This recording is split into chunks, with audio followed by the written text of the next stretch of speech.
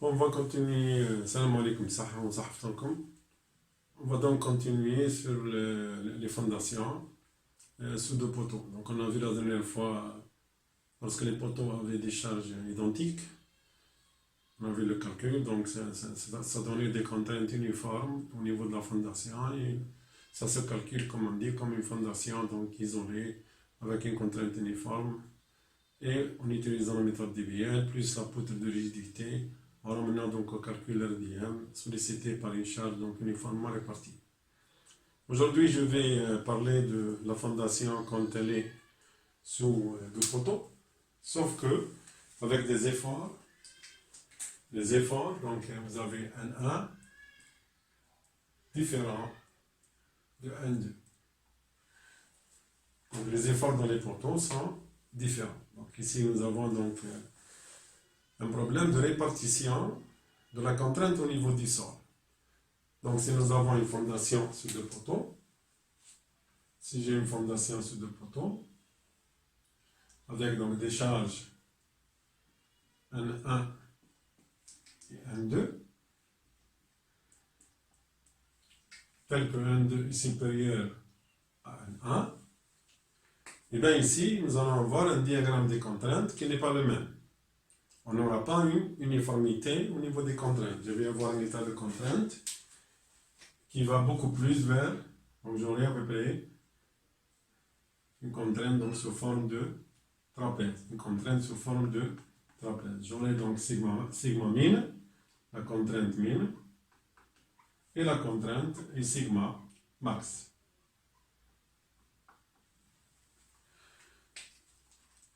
Ça, c'est en réalité ce qu'on doit avoir. On aura ici deux problèmes à éviter. Sigma min, il faut que sigma min reste toujours supérieur ou égal à 0. C'est-à-dire que je n'ai pas un soulèvement de ma fondation, je n'ai pas un soulèvement, parce que la contrainte négative ne veut rien dire, parce que le sol n'est pas adhérent à la fondation, il ne va pas la retenir. Il va y avoir un soulèvement.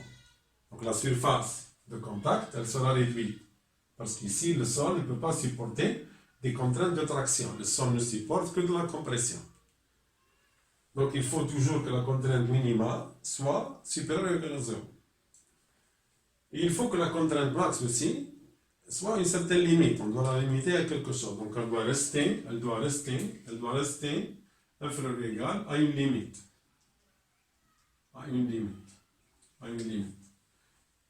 Ça, c'est le problème qui se pose. Et toujours, donc, il faut que la fondation soit rigide. On a dit, on doit donc introduire une poutre. Ici, on doit introduire une poutre, on doit introduire ici une poutre rigide entre les poteaux. Donc, je dois faire une poutre rigide pour assurer plus ou moins une uniformité des contraintes, même si elle n'est pas uniforme, elle reste donc linéaire au niveau du sol. Donc ici, voilà, c'est le véritable problème qui se pose quand vous avez une fondation avec deux poteaux qui sont de charges différentes.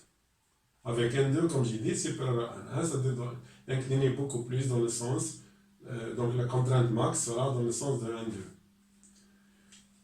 Ici, généralement, donc, il n'y a pas un calcul qui est propre à la fondation. Ce n'est pas un calcul de géotechnique ici ou bien de fondation. La notion d'RDM, elle est fondamentale. En génie civil, la RDM, elle est fondamentale. La résistance des matériaux, elle est fondamentale. Et c'est pour ça que la base de ce calcul-là, généralement, il se fera sur la base de la RDM. La RDM dans le génie civil, c'est la science fondamentale. On ne peut pas être un bon ingénieur avec des réflexions, avec des avis, avec des idées, si vous êtes faible en RDM. L'RDM en général, c'est la base, surtout l'RDM basique. L'RDM 1, ce que vous faites en deuxième année génie civil et ce que vous faites en troisième année génie civil. C'est la base de la RDM et elle permet en général d'analyser tous les problèmes qui se posent. Ici, donc, on va raisonner d'un point de vue RDM.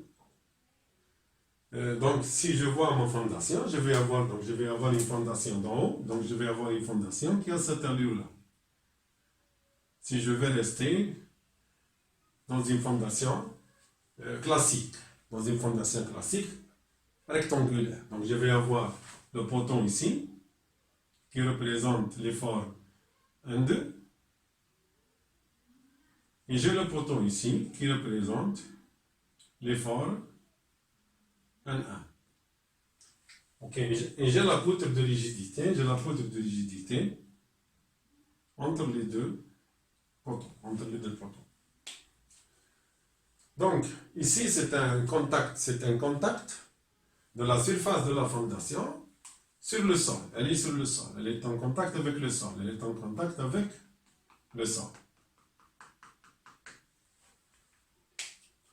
Donc, qu'est-ce qu'elle fait? Qu'est-ce que je vais avoir ici au niveau sol? Ma fondation, donc la section, ici, quand on parle, si je reviens vers l'RDM, la section ici, c'est représenté, c'est la surface de la fondation. C'est la section S en RDM. Et c'est-à-dire que cette section S est soumise à un effort de compression et en même temps avec une rotation parce que 1, 1, 1, 2 est supérieur à 1, 1, 1, 2 est supérieur à 1, 1. Donc vous allez avoir en même temps une rotation de la fondation, ce qui va donc comprimer le sol ici plus. Ici vous allez avoir une compression plus. Ici. Ok. Avec moins de compression ici parce que le moment va la faire tourner. Si je vais raisonner maintenant en RDM, j'ai une section sur le sol soumise donc à deux efforts de compression qui ne sont pas identiques, donc la fondation va tourner un peu. Donc je vais avoir beaucoup plus de pression vers 1,2 que vers 1,1. Ce qu'on cherche en général a priori, ici le problème que je vais poser, et ce que je cherche en termes d'idéaliste, je cherche à éviter cette contrainte minimax. Je cherche à l'éviter parce que ça va conduire à des dimensions beaucoup plus importantes. Je vais avoir ici des dimensions de la fondation pour avoir la contrainte maximale. Donc vous avez besoin d'une largeur qui est beaucoup plus importante. L'idéal que je vais en imposer, qu'est-ce que je cherche ici? Je cherche à avoir une compression uniforme. C'est-à-dire que l'état de contrainte sera uniforme. Donc je cherche à uniformiser l'état de contrainte. Je cherche donc à uniformiser l'état de contrainte au niveau sol. Je cherche à uniformiser l'état de contrainte au niveau sol. Bien sûr, ici, si je veux chercher une contrainte uniforme au niveau sol et constante, d'un point de vue RDM, je reviens maintenant à l'RDM, quand est-ce que nous avons une compression simple? Nous avons une compression simple lorsque l'effort est appliqué au centre de gravité de la section. Ça, c'est la définition de la compression simple. Et je vais avoir sigma égale à 1 sur S. Donc, dans le cas de la compression simple,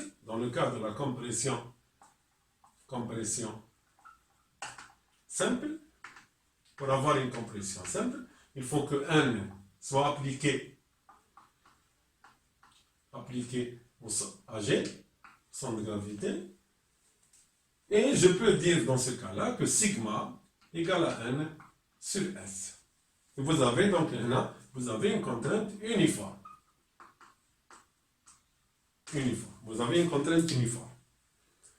Donc je vais appliquer maintenant l'RDM à ce niveau-là. Je dois déterminer le centre de gravité ou bien le centre de résultant de l'effort 1,1 et de l'effort 1,2. Je vais les fixer. Je vais calculer, donc je vais calculer le centre de la résultante, le centre de gravité des efforts, qui sera de la même façon appliqué comme si j'appliquais l'RDM pour la détermination du centre géométrique. Sauf qu'ici, ce n'aura pas de surface, ce sera des efforts. Ce sera des efforts. Donc, ici, je vais écrire, si je cherche sur cet axe-là, si je prends cet axe-là, je vais prendre par exemple un repère, je vais prendre un repère. Je sais que ici, c'est la portée L, c'est la portée L. Je vais définir l'extérieur comme étant L', donc L', c'est l'extérieur de mes potons, et je vais avoir donc des bords que je dois donc rajouter en général pour bien fixer le poteau sur la semelle. Il est préférable d'avoir quelque chose ici pour pouvoir donc bien ancrer le poteau au niveau de la semelle. Ok, donc ici, je vais calculer le centre de gravité ou bien le centre de pression de ma résultante et je vais appliquer comme j'ai dit. Je sais que si je prends cet axe là, si je prends l'axe ici, si je prends cet axe comme étant x, donc je peux déterminer le centre de la résultante. Je peux écrire que xr, donc la résultante xr, c'est comme le centre, c'est comme xg, c'est somme. Au lieu d'écrire somme des SI, XI, ce sera en somme des RI, XI. Je vais raisonner maintenant en résultante, en effort. Donc somme des NI, je vais avoir ici maintenant, c'est la somme des NI, XI, sur la somme des NI. Donc je remplace ici la section par l'effort. Je remplace par la section par l'effort. Donc c'est le même principe que vous avez appris. Sinon, vous voyez les cours, pour vous rappeler les cours derniers que j'ai mis donc, sur le site pour les licences deuxième année génie civil. Pour vous rafraîchir la mémoire un peu, vous allez voir comment on calcule le centre de gravité. Donc c'est la même chose ici, on remplace uniquement SI par NI. Vous allez avoir donc XR égale somme des NI XI sur somme des NI. Ici, ce sera quoi ici? Je vais prendre ici un point de rotation pour calculer le moment par rapport, c'est le moment statique ici de l'effort. Je vais prendre un point de rotation. Le meilleur point, c'est juste ce point-là. Je vais prendre ce point-là comme rotation, O. Je vais prendre O ici. Et vous allez avoir maintenant quoi? Vous allez avoir un 1 par 0, plus, donc ce sera un 1 x1 ici c'est égal à 0, plus un 2 par L, plus un 2 par L, la portée, la distance entre le point O et 1, 2 c'est L, la puissance entre le point O et 1, c'est 0, divisé par N1 plus N2. N1 plus N2. Et donc, j'aurai XR est égal à N2 L sur N1 plus N2. Donc, je vais déterminer le centre de gravité de mes efforts. Et il sera, c'est sûr, si je vois ici, si je vois par rapport à l'axe de symétrie, si je prends ici un axe de symétrie, voilà, l'axe, c'est le point G ici, c'est le centre de gravité de ma fondation, par rapport aux deux poteaux, le centre de gravité, par rapport aux deux poteaux, généralement sur le milieu, c'est un demi de L, et je vais donc disposer XL par rapport à ce niveau-là. Bien sûr, XL ici, puisque N2 est supérieur à N1, il va être décalé. Je vais avoir le XL ici. Je vais avoir XR. Je vais avoir ici XR. Je vais avoir ici, voilà, cette distance-là. Elle sera donc, c'est X ici. Je m'excuse, donc ce sera par rapport à ce point-là. Donc vous allez avoir ici votre XR. Et XR, c'est sûr, il est supérieur à XG, parce que l'effort N2 est supérieur à N1. L'effort N2 est supérieur à N1. Si N1 égale à N2, on verra que XL est égal à 0,5R. On revient donc à la moitié, on revient au centre de gravité. Ok. Donc ici, la première des choses que je fais, c'est je détermine mon centre de gravité, mon centre de l'effort résultant par rapport à la portée, L. Par rapport à la portée L, parce que le milieu de la portée L, c'est L sur 2. Maintenant, donc, voilà, après avoir calculé le R, je vais maintenant donc faire l'hypothèse, je vais poser l'hypothèse. Donc, qu'est-ce que j'ai maintenant? J'ai ma fondation, voilà, j'ai ma fondation.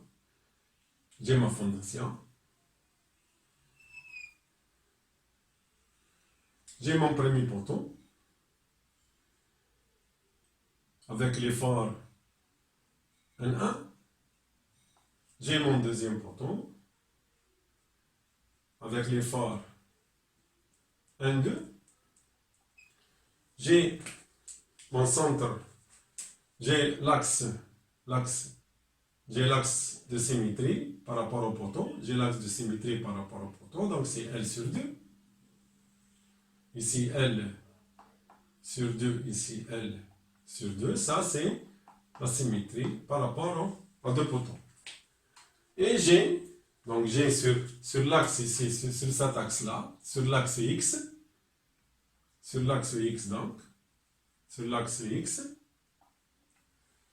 j'ai ma position de l'effort résultant NR. NR défini par la distance ici, XR.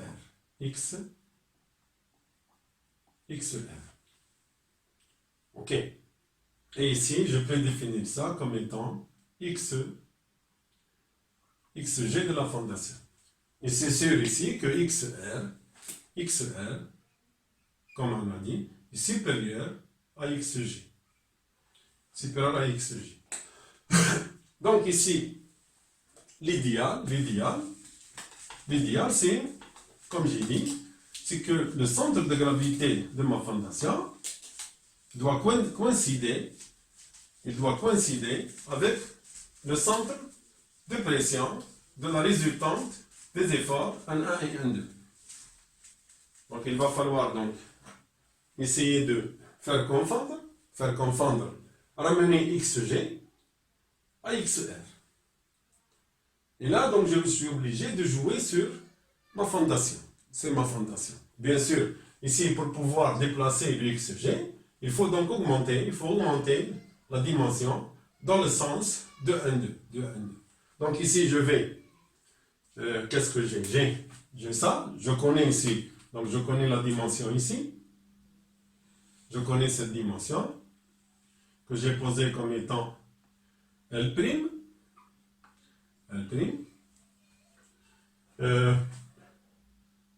Le débord ici, le débord, puisque la contrainte va être plus importante dans l'autre direction, il est préférable de fixer le débord ici. Il est préférable de le fixer au minimum, parce qu'il faut, pour décaler le centre de gravité de la semelle vers XR, il faut donc décaler la fondation dans cette direction-là. Mais je ne peux pas, parce que j'ai le poteau ici. Donc je suis obligé de maintenir ma fondation fixe dans ce sens-là. Je dois fixer les dimensions de ma fondation ici. Et généralement, on va prendre, comme j'ai dit, il faut faire un petit débord. Pour que le poteau ne soit pas juste à l'extrémité. De préférence, il va avoir un petit débord de 20 cm, 25 cm. C'est très très bien. Ça permet donc d'ancrer le poteau bien et de repartir la contrainte bien. Ici, donc, je vais prendre le minimum. Le minimum ici, ce que je conseille de prendre, c'est 0,25 mètres. On va prendre un minimum de 0,25 mètres. Si vous pouvez prendre un peu plus, mais ça va être gênant parce que vous devez augmenter dans l'autre sens, la direction dans l'autre sens. Donc, c'est préférable ici minimiser. Je vais minimiser, je vais prendre uniquement 0,25 mètres, 25 cm de débord. C'est largement suffisant pour ancrer mon poteau dans la fondation. Maintenant, donc, je connais quoi maintenant? Donc, je connais la dimension de ma fondation. Si je veux ramener XR, si je veux ramener XG si je veux décaler XG, qui est le centre de gravité de ma fondation, pour le ramener à XR, donc maintenant, XR devient axe de symétrie. Il faut que ce point-là, devient axe de symétrie de ma fondation. Devient axe de symétrie. C'est-à-dire, donc je vais avoir ici ma fondation, elle fera ça, ensuite ça, ensuite ça. Le poteau ici, voilà, le poteau ici. Ici, vous avez un A. Donc, je ramène. Donc, maintenant, je connais quoi? Je connais une partie de ma fondation qui est la symétrie. Je la connais. Ensuite, je vais calculer tout ça. À quoi est égal tout ça? Donc, je vais calculer cette dimension. À quoi est égale cette dimension? Donc, cette dimension est égale à quoi? C'est égal à 0,25. Donc, c'est égal le débat. Le débat, donc c'est égal à 0,25. Plus, d'ici, voilà. D'ici à là, c'est quoi? Je peux donc définir, on a défini par L', on a défini par L', et on a défini ici par XR. Et là, on a défini par L. L'anthrax des poteaux, c'est L. L'anthrax des poteaux, c'est L sur 2, L sur 2. Donc, je peux calculer cette dimension-là. Donc, toute cette dimension, c'est égal à quoi? C'est égal à 0,25 plus XR plus la moitié du poteau. Donc, plus ici, je vais avoir la moitié du poteau. Donc, c'est ça. Si je définis cette dimension du poteau, par exemple, par H, ou bien B, par B. Donc, je vais avoir quoi? Je vais avoir ici B sur 2. Je vais avoir ici B sur 2. Et ici, je vais avoir XR. Pour être dans l'axe de symétrie. Donc, ma demi-fondation, elle est connue maintenant. Donc, cette distance-là, elle est connue. Que je vais poser donc L, grand L sur 2. Donc, ici, grand L sur 2 est égal à quoi? Est égal à 0,25. Toujours le débat que représente le débat, plus demi la dimension des protons, plus B sur 2, avec B, comme j'ai dit, la dimension des protons, plus XR.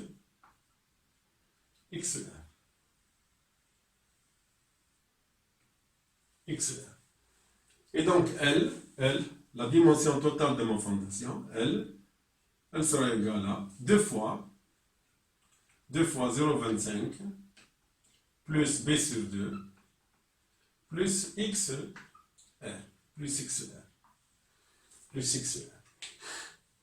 Ok.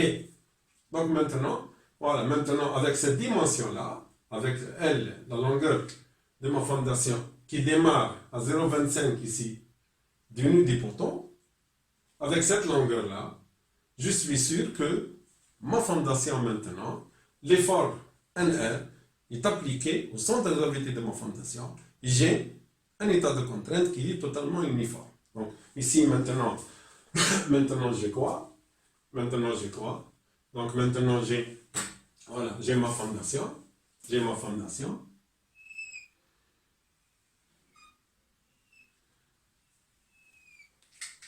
ma fondation. Avec le premier poteau, avec ici le deuxième poteau. Donc je connais tout ça. Donc maintenant, cette partie-là, je connais. C'est 0,25. Et maintenant, ça c'est L'.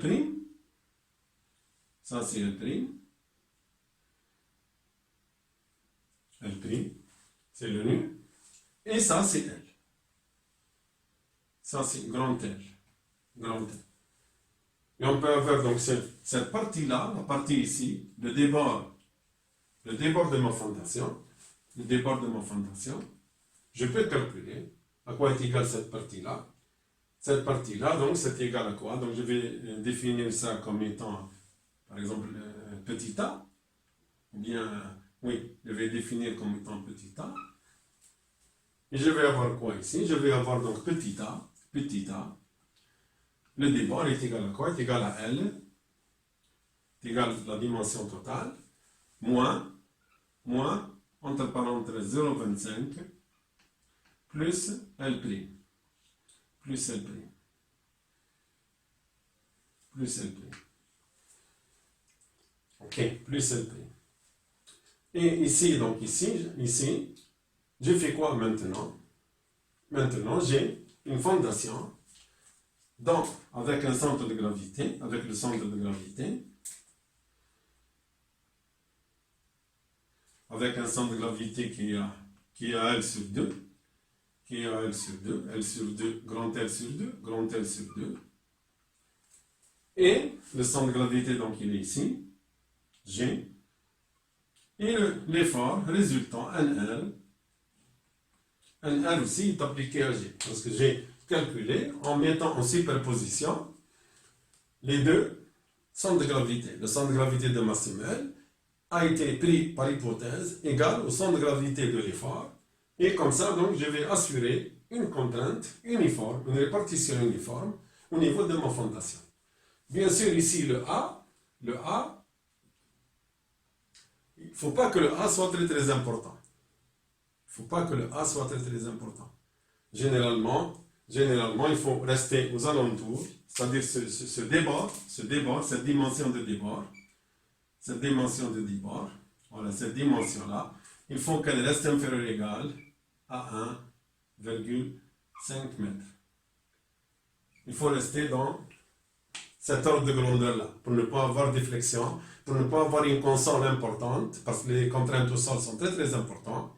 Donc pour éviter que vous ayez des efforts très très importants au niveau de la console, des moments très très importants, de préférence, il faut rester dans l'ordre de grandeur de 1,5 mètre. Il faut rester donc dans l'ordre de grandeur de 1,5 mètre. Ça, c'est la solution. Ça, c'est la solution idéale. Et on revient ici à la dimension d'une semelle, la même chose, sous deux poteaux, avec des forces égales. Parce qu'ici, nous avons uniformisé la contrainte. Donc ici, maintenant, je connais L.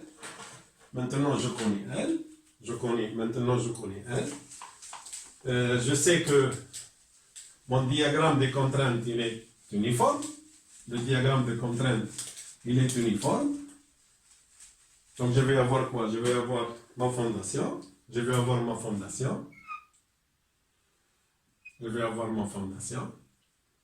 Soumise à l'effort, à deux efforts. C'est comme si, donc ici, le centre de gravité G. Ici, c'est comme vous avez, donc c'est l'effort N résultant. La longueur ici, elle est connue. Donc la longueur L, elle est connue. Et je peux donc déterminer la largeur. Je peux déterminer donc la largeur.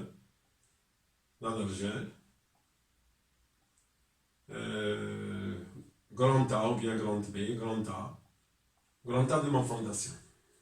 Ok. Puisqu'ici, je sais que l'état de contrainte, il est uniforme.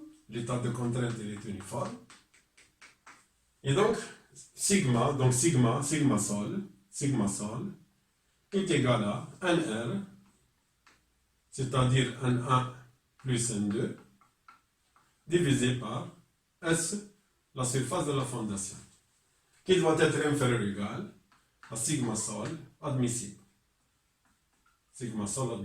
Ok. Et maintenant, dans la surface SF, qu'est-ce que je connais? Je connais SF à quoi est égal? Est égal à A fois L. L étant connu, L il est connu. Ce que je cherche à déterminer, quel est le A. Et bien sûr, ici, donc, A A est supérieur ou égal à NR sur L sigma sol admissible. Sigma sol. Sigma sol. OK? Sigma sol.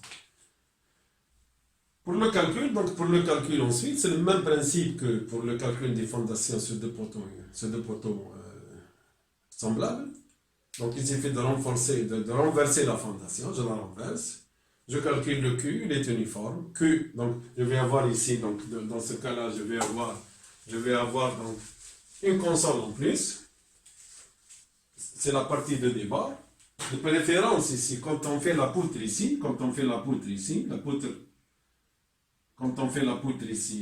de redissage, de préférence aussi, il faut la faire sortir pour que vous avez une semelle qui est complètement ridée, même au niveau de la console. Donc vous n'allez pas avoir un problème de mauvaise distribution. Il faut rigidifier la semelle, surtout si elle est importante, il faut la rigidifier par la même poutre qui va passer outre le poteau jusqu'à la limite.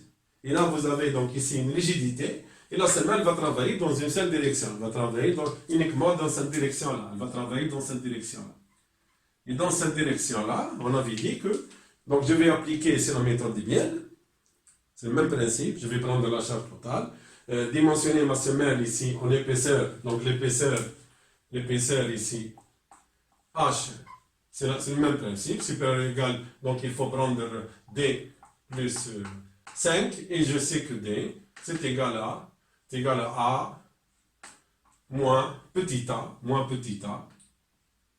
dans la nervure, moins petit a sur 4, pour rester donc dans le principe de rigidité de la méthode de Biel. Donc, je vais faire la même chose, je vais faire deux calculs. Un calcul dans le sens transversal pour déterminer l'épaisseur de ma fondation, le ferraillage aussi, le ferraillage de ma fondation dans le sens biel. Et je vais avoir aussi une poutre, maintenant je vais avoir une poutre sur deux appuis, qui est le poteau. Voilà, une poutre sur deux appuis. Je vais avoir une poutre sur deux appuis, qui sont les poteaux, avec une partie qui sort en console, ici. Ok? Et donc elle est soumise à des charges, Q, elle est soumise à une charge Q, uniforme, qui est uniforme, et qui est égal à sigma sol, Après avoir dimensionné le A, je peux recalculer sigma sol. Sigma sol est égal à 1R divisé par SF, puisqu'on avait fait en sorte que les forces soient appliquées au centre de gravité. Donc Q est égal à uniforme, est égal à sigma sol, c'est égal à sigma sol, fois A, fois la largeur de mon élément. Donc je ramène tout plan. Donc je suis obligé de multiplier la contrainte au sol par la largeur pour ramener ma contrainte au niveau. Donc ça devient une charge uniforme en kilonewton par mètre linéaire. Et je vais ici, donc ici, c'est pour le calcul, ici c'est pas pour le calcul de la fondation. La fondation elle est calculée dans le sens comme ça, avec la méthode de Biel. Mais ici c'est pour calculer la nervure, c'est pour calculer la poutre de rigidité. Donc la poutre de rigidité, elle est calculée sur ces effets-là. Et bien vous allez avoir ici, bien sûr, vous allez avoir un moment en console. Qui est égal à Q, L au carré sur 2. Q défini par sigma sol fois A. C'est pour cela que j'ai dit, il ne faut pas augmenter L. Il ne faut pas que L soit important. Il ne faut pas que le débord soit important. Ok? Ok, ici. Il ne faut pas que L soit important, surtout le porte-à-faux, pour minimiser les moments à ce niveau-là. Et vous avez ici, donc, vous allez avoir ici, comme j'ai dit, on peut appliquer donc n'importe quelle méthode de calcul. Nous allons avoir ici, je pose toujours, comme j'ai dit ici, un moment 0,2 M0, 0,2 M0. Ne pas faire un moment important. Vous pouvez prendre soit 0,2 M0, soit vous faites carrément 0. Parce que la nervure, elle est très rigide vis-à-vis du poteau.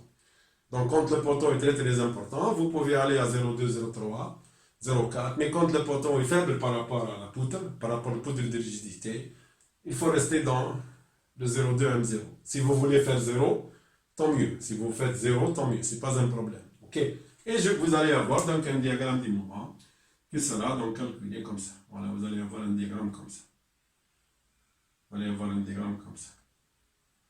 Donc vous allez avoir ici deux ferraillages, un ferraillage en appui, un ferraillage en appui, et un ferraillage en travée qu'on peut calculer par la méthode RDM. On peut calculer le moment par la méthode RDM. Ok, on peut le calculer par la méthode RDM. En isolant cette poutre-là, vous avez avec deux moments, le moment en console calculé, et un moment égal à 0,2 M0. Le moment M0, c'est égal à QL carré, la portée sur 8. Et on revient au calcul RDM. Ensuite, on va donc ferrailler notre poutre de rigidité avec ces deux moments. Ici, le système est renversé. Le système est renversé. Dans la réalité, c'est l'inverse. Dans la réalité, c'est l'inverse. Dans la réalité, c'est l'inverse. Donc, le moment en appui, en général, sera en bas. Le ferrage d'appui, si je dessine ma poutre de rigidité, si je vois ma poutre de rigidité, voilà, ici donc, c'est ma poutre de rigidité.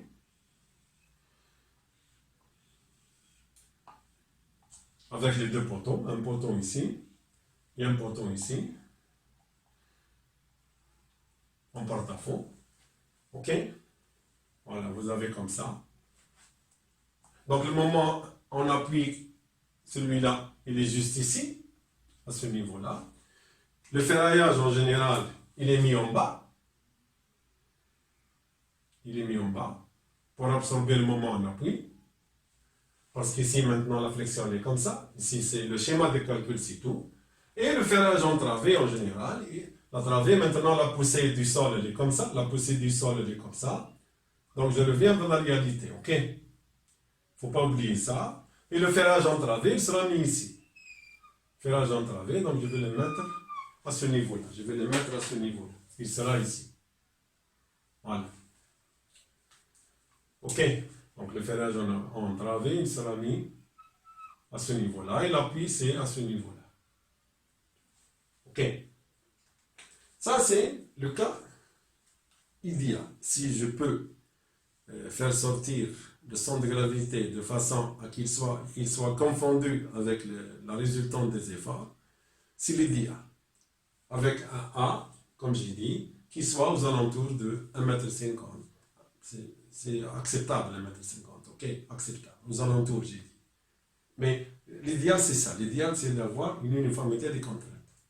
Des fois, on ne peut pas avoir une uniformité des contraintes. Des fois, si les efforts sont très, très importants, et si la différence entre un 1 et un 2, elle est importante, et bien dans ce cas-là, c'est difficile. Je vais avoir peut-être des porte-à-faux qui peuvent atteindre jusqu'à 2 mètres, 2 mètres, 2 mètres 50, 3 mètres, ce qui est impossible. Ce qui est impossible, vous allez avoir des moments très très importants en console qu'on ne peut pas donc ferrailler et qu'on ne peut plus aussi assimiler notre fondation qu'elle est rigide. Parce que si vous avez un débord de 3 mètres, il sera flexible. Il sera flexible en général. La condition de rigidité, elle est vraiment très très difficile à atteindre. Okay? Dans ce cas-là, donc je vais donner quelques approches, c'est tout. Je vais donner quelques approches.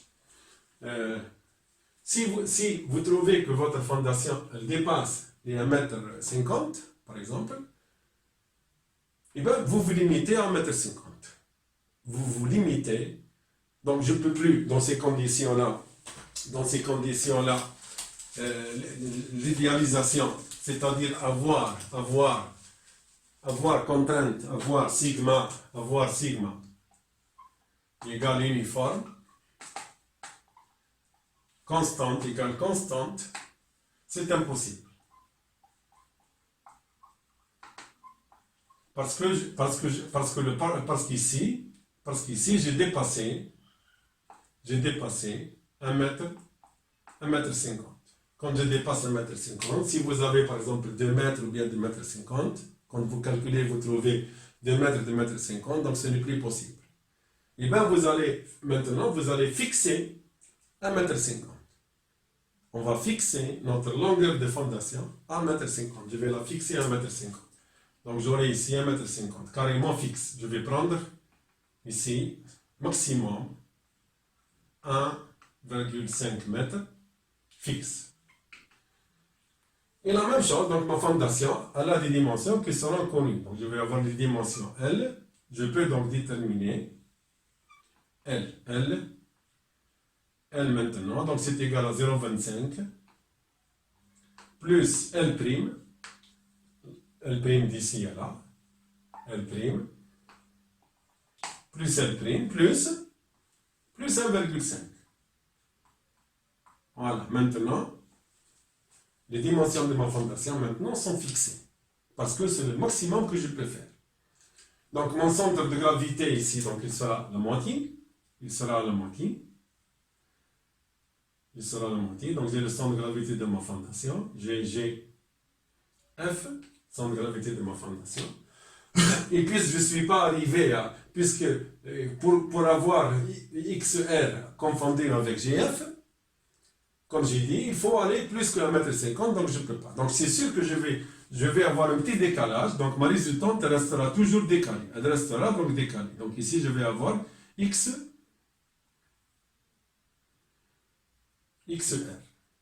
Ok. Donc elle restera décalée. Et vous allez avoir ici une excentricité E0. E0, c'est égal à XR moins X G de la fondation. Donc ici, XG de ma fondation. Donc ça, c'est l'excentricité de XR par rapport au centre de gravité de ma fondation. Donc maintenant, je n'ai plus une compression simple. J'ai maintenant une flexion composée. J'ai une flexion composée, c'est-à-dire vous avez un effort de compression plus une flexion qui est due à cette excentricité. Donc vous avez deux choses ici. Vous avez une compression,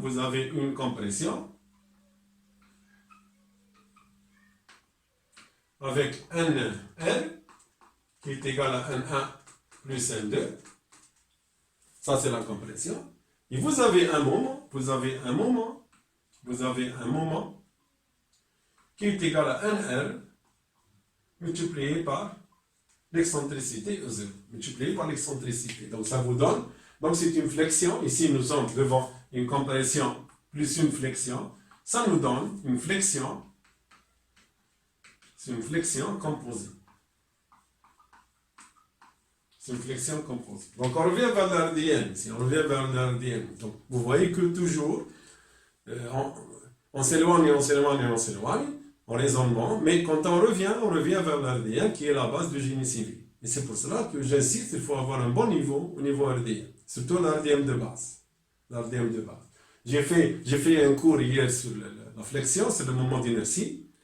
Essayez donc de voir ce cours-là pour bien comprendre le principe du calcul. Parce que le principe du calcul ici, il est basé sur l'RDN. Et bien, maintenant, qu'est-ce que j'ai? J'ai une excentricité. Donc, je n'ai plus un diagramme uniforme. J'ai un diagramme qui est trapézoïdal. Vous allez avoir ici, la contrainte ne sera pas la même. Vous allez avoir ici une contrainte, vous allez avoir sigma min. Et ici, vous allez avoir sigma max. Et vous allez avoir un diagramme comme ça. Ok. Un diagramme des contraintes qui n'est plus uniforme. Et là, donc, je ne peux plus parler de 1 sur S. Je suis obligé donc de calculer les décontraintes. La première des choses ici à voir, c'est qu'il ne faut pas avoir de soulèvement. Il ne faut pas que ici vous allez avoir des contraintes qui sont négatives. Il ne faut pas avoir des contraintes négatives. Il faut que la contrainte soit au minimum égale à 0. Parce que le sol, j'ai dit, ne travaille pas à l'attraction, le sol. Si vous avez un soulèvement, eh bien, la fondation va se soulever. Le sol ne va pas la tenir. Donc, en général, il est interdit d'avoir des contraintes de traction dans le sol. Donc, ici, il faut que sigma min soit supérieur, ou à la limite égale à 0. Il faut qu'elle soit supérieure ou égale à 0. Et pour que cette contrainte soit supérieure ou égale à 0, toujours, je reviens vers l'RDN. Toujours, voilà, vous voyez, je reviens vers l'RDN.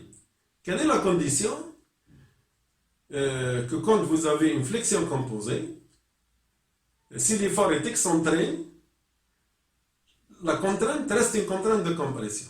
Et là, donc, on va parler de ce qu'on appelle le noyau central. Noyau central. Si la force, si vous avez, par exemple ici, si vous avez une section comme ça, si vous avez donc si vous avez une section, si vous avez une section, avec l'axe ici, par exemple, X, si ici c'est le centre de gravité G, on a dit que si l'effort est appliqué ici, si l'effort N est appliqué ici, donc si j'applique N ici, nous avons une compression simple. Nous avons une compression simple. Si N est décalé, si N sort du centre de gravité, comme notre cas ici, et bien vous avez ici une excentricité E0. Et bien il existe une limite aussi, ici. Si E0 est inférieur à cette limite, et bien vous allez avoir toujours la compression. Et si N sort de cette limite, vous allez avoir un soulèvement. Généralement, cette limite-là, elle est définie par ce qu'on appelle le noyau central. C'est le noyau central. Chaque pièce a un noyau central. Si l'effort est appliqué à l'intérieur de ce noyau central, malgré que les contraintes ne sont pas les mêmes, mais vous allez avoir des contraintes de compression dans les deux cas. Si N sort de ce noyau central, vous allez avoir soulèvement. Et le noyau central en général, le noyau central ici, il est en général en fonction de cette dimension-là. Si ça c'est L, dans notre cas, par exemple c'est L, et bien E ici, E central, est égal à L sur 6.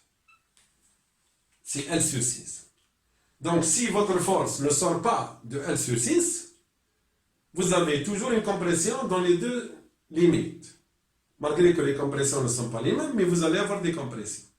Si L est juste à la limite L sur 6, vous allez avoir la contrainte 0. Ici. Donc on atteint 0. Si l'effort est appliqué à L sur 6 ici, vous avez 0. S'il sort ici, vous avez négatif. Donc vous avez une traction. S'il est à l'intérieur, vous avez une compression. Donc ici, je vais uniquement simplifier le problème. Il faut que E0 reste inférieur. Donc ici, pour que sigma min soit supérieur ou égal à 0, qu'est-ce qu'il faut? Donc il faut que E0 inférieur ou égal à L sur 6. Donc il faut vérifier ça. Il faut faire cette vérification. Si E0 est inférieur à L sur 6, eh bien vous êtes sûr que vous allez avoir des contraintes de compression ici.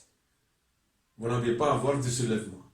Et la même chose, vous allez avoir une contrainte importante ici. Et bien sûr, maintenant, si cette condition est vérifiée, tant mieux. Donc il faut toujours, cette condition, elle est obligatoire. Il faut que la contrainte, celle-là, ici, c'est une obligation. Parce qu'une contrainte, le sol ne travaille pas en traction. Parce que le sol ne travaille pas en traction. OK? Donc là, il faut vérifier que votre E0 se situe à 1 sur 6. Et s'il se situe à 1 sur 6, on va passer au calcul de ces contraintes-là. OK? On va passer au calcul de ces contraintes-là. Et bien sûr, il y a une vérification à faire. Donc je vais arrêter ici. Donc j'espère que vous avez compris ici. Voilà. Quelqu'un m'a posé une question, c'est bien parce que j'ai oublié d'en parler. En général, la hauteur H de notre poutre de rigidité. La poutre de rigidité, on avait dit que, qu'est-ce qu'on avait dit? On avait dit que pour assurer une rigidité de la fondation, là, vous allez avoir la fondation, et vous allez mettre une poutre de rigidité entre les deux poteaux. Voilà, vous allez avoir ça. Ensuite, vous allez avoir les poteaux qui seront ici. Les poteaux. Et tout ça, c'est votre fondation. Et c'est pour ça qu'on a dit qu'elle travaille par la méthode d'Ibiel comme ça. Le ferrage ici calculé par la méthode d'Ibiel. Et cette poutre-là, cette poutre en T, elle est calculée sous l'effet donc des efforts. Et bien sûr ici, comment? Le H ici. Le H de cette poutre de rigidité. Donc le H, c'est la dimension totale. La nulle fondation jusqu'à la poutre. En général, dans la bibliographie, ici nous n'avons pas des limites de conditions de flèche en général. Il n'y a pas de conditions de flèche parce que nous sommes en fondation. On a vu que dans les poutres, dans les planchers, en général, on limite la hauteur H. C'est une condition, elle est tirée à partir des conditions des flèches. Des conditions des flèches, parce que vous allez avoir de la maçonnerie, vous allez avoir du carrelage, et si vous avez donc des flèches importantes, vous avez risque de décollement du carrelage, de la fissuration de la maçonnerie, etc. Mais au niveau fondation en général, la condition des flèches n'existe pas. Mais c'est à travers l'expérience. Donc les gens qui ont beaucoup d'expérience dans ce domaine-là nous ont donné à peu près un prédimensionnement qu'il va falloir essayer de respecter. En général, c'est H est compris entre 1/6 et 1/9 de la portée L. H est compris entre L sur 9 et L sur 6. Il doit être compris entre L sur 9 et L sur 6, bien sûr selon le niveau d'étage que vous avez. Si vous avez un niveau important, donc vous allez vers le L sur 6. Si vous avez des immeubles à niveau de 3 étages, vous pouvez aller à L sur 9. Ensuite, à travers les calculs, ce que vous allez calculer, le ferrage que vous allez obtenir, vous allez décider, est-ce que vous augmentez votre H ou bien vous le diminuez. Donc ça, c'est une première approche. On peut aller plus. On peut aller, par exemple, si vous avez des blocs R plus 14 ou bien R plus 16, et bien vous allez voir que R plus 6 ne va pas passer. Et vous êtes obligé d'aller un peu plus. Mais il faut rester toujours, la seule condition, il faut toujours rester dans le H, inférieur à L sur 4. Il faut toujours rester dans cette limite-là. Il faut toujours rester dans la limite H inférieur ou égal à L sur 4.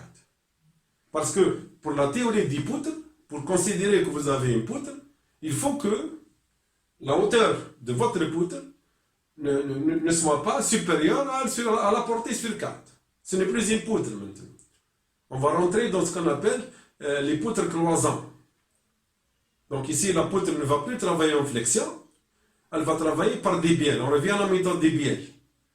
Donc, si vous prenez H de façon à ce qu'il soit supérieur à L sur 4, eh bien, vous ne pouvez plus calculer par la méthode de la RDM. Vous êtes obligé de calculer par la méthode des bielles. Pour des poutres cloisants, c'est-à-dire les poutres cloisants, c'est des poutres qui ont une grande hauteur, qui ne respectent pas la théorie des poutres. Ça, c'est la théorie. Donc, toute la théorie des poutres, elle est basée sur théorie des poutres. C'est-à-dire, il y a une certaine flexibilité. Si votre H est très très important, eh bien vous sortez de la théorie des poutres et vous êtes obligé d'appliquer d'autres théories. Donc il faut rester dans cette limite-là. Donc vous pouvez augmenter, si vous avez par exemple R plus 16, R plus 14, eh bien vous pouvez augmenter le H, mais toujours en restant à la limite L sur 4. C'est très très important quand même comme dimension.